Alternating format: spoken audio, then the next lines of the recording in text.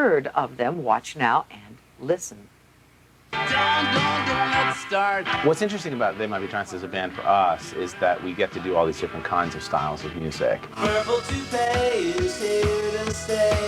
We're an easy band to understand. I think we're a very hard band to describe. We're just very different than most bands. My name is John Flansburgh. I'm the guitar player for They Might Be Giants. I'm John Linnell, and I'm the keyboard, accordionist, and other stuff guy. We started in '82 as They Might Be Giants. John and I were living in the same apartment building, and we started sharing equipment, and it was a very natural thing. We started recording songs together, and we did a lot of home recording where we would just build up tracks and write these songs.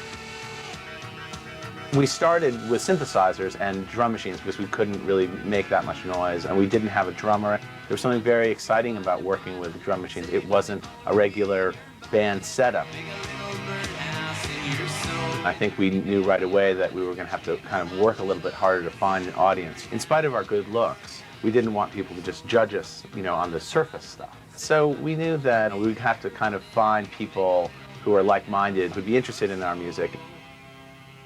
We actually bought a phone machine and had a phone line out of my kitchen that would play songs at a regular phone number in Brooklyn, and we called this thing Dial a Song.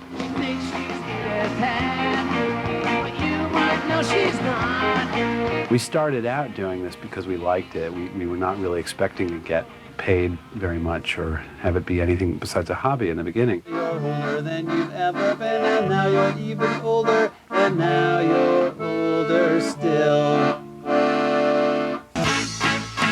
We have different ways of cooking up songs other than just sitting down and saying, I'm going to write a song now that'll be like the single on the next album. Usually that isn't the way it works. And in the case of our song Dr. Worm, it was actually because I bought one of these little eyeball cameras that you plug into your computer, and I thought, oh, this is great. I can make a video for my computer that'll be the size of a postage stamp and can be like 30 seconds long, just as a fun thing for our website. And then it wound up being a good enough song to stretch into a whopping 3 minutes. Call me Dr. Worm.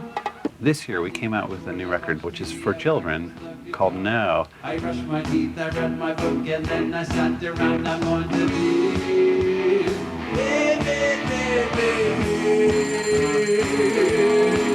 be. Young kids who don't know anything about the history of rock or anything can still hear this music and enjoy it.